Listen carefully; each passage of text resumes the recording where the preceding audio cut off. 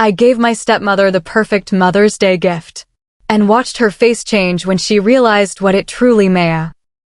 When my father married Vivian, I was 12, an age old enough to understand pain, but too young to defend myself against it. My mother had been gone just over a year. Her death from a sudden, vicious cancer still lived inside our house like a ghost that refused to leave.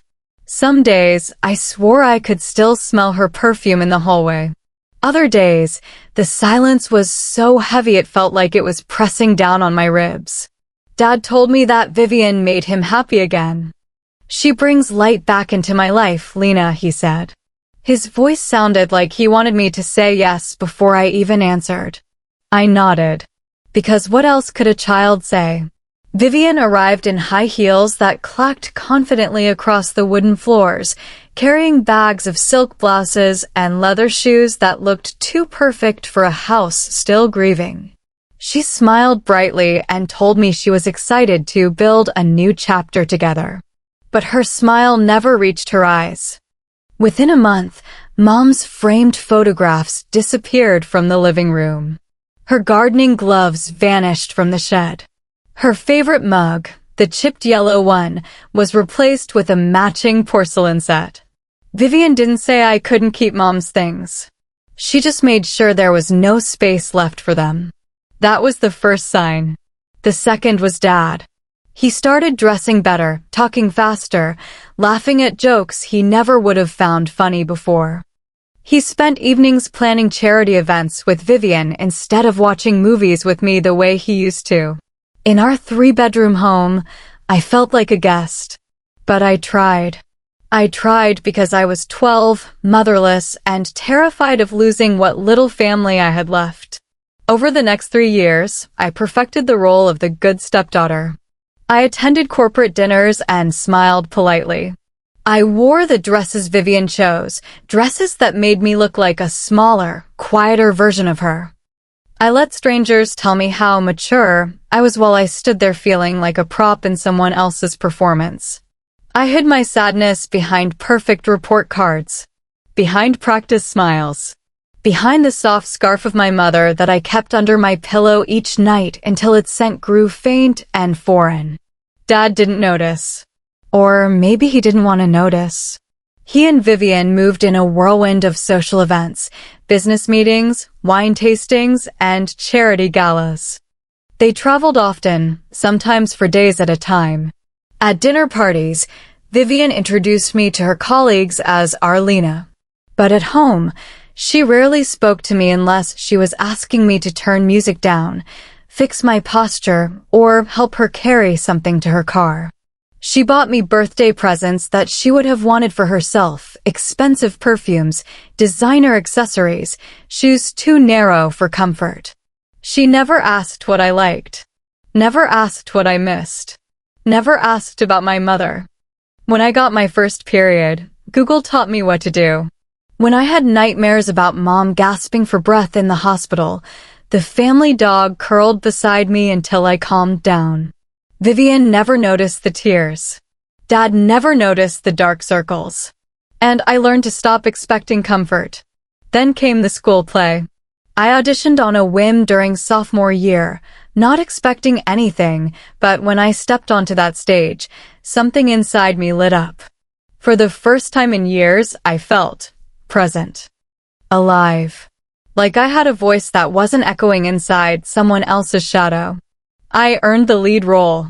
I practiced after school, stayed late in rehearsals, poured my heart into every line. My drama teacher told me I had a natural gift, that my emotions carried truth. I wanted Dad and Vivian to see it. But opening night fell on the exact evening of one of Vivian's charity galas, a massive event she'd spent months preparing for. So when I told her the date, she didn't even look up from her tablet. "You'll have to miss the performance," she said casually. "The Bennetts will be there, and their son is at Harvard. Opportunities like this don't come often." Dad opened his mouth to object, then closed it when Vivian touched his arm. "It's just a school play," he said. "There will be others. There wouldn't be others. And even if there were, none would matter the way this one did." I went to my room and cried into the scarf that no longer smelled like my mother. Then I reached for the wooden keepsake box she'd left for me. I hadn't touched it in years. Inside were 3 objects: her wedding ring, a lock of my baby hair, and a journal I had never dared to open. That night, trembling and heartbroken, I read it cover to cover. Her hopes for me, her memories, her fears. Her love poured onto every page. Then, the final entry. If you're reading this, Lena, find the vault box.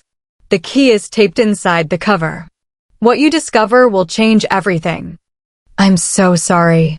The next morning, I skipped school for the first time in my life. I went straight to the bank.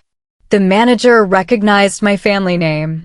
Your mother said you might come one day, he said, and led me to a private vault room. Inside the safe deposit box lay a USB flash drive, several thick folders, a letter addressed to me.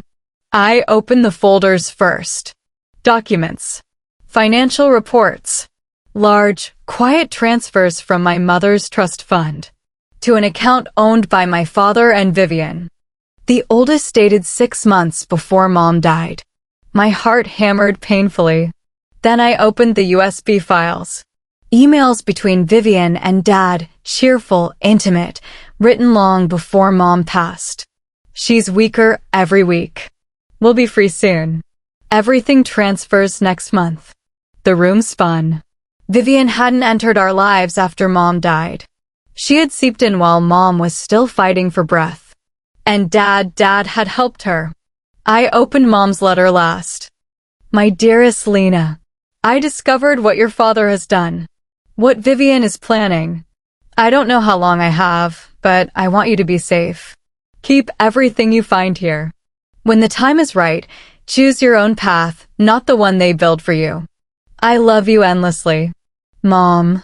I cried until I had no tears left. That evening, I walked into the house with the documents in my hands. Vivian was arranging flowers. Dad was arguing on the phone. When they saw my expression, the room froze. We need to talk, I said, placing the papers on the counter. I told them everything I knew. Everything Mom discovered. Everything they stole. Vivian went pale. Dad's voice cracked before he even spoke.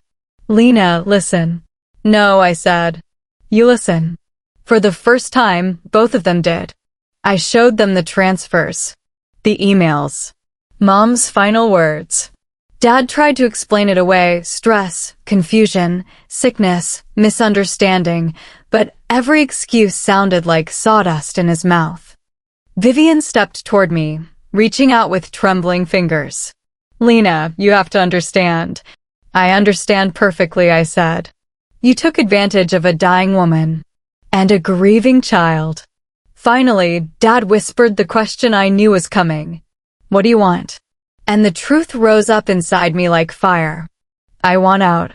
I left that night. I took only what was mine, my mother's box, the journal, the evidence, and a single suitcase. My Aunt Clara opened her door before I even knocked twice. She pulled me into a hug and said, "You're safe. You're home." She contacted a lawyer.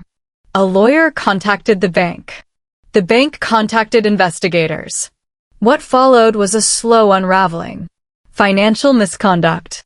Emotional negligence. Possible fraud. Legal consequences spiraling out of Dad and Vivian's control. They called for weeks. Then anger. Then guilt. Then silence. Meanwhile, I slept full nights for the first time in years. I breathed. I auditioned for the next school play and got the lead again. Aunt Clara sat in the front row. On Mother's Day, I visited Mom's grave. I placed her journal beside her headstone and whispered, "I chose my own path, Mom. Just like you wanted." Behind me, Aunt Clara waited with the car.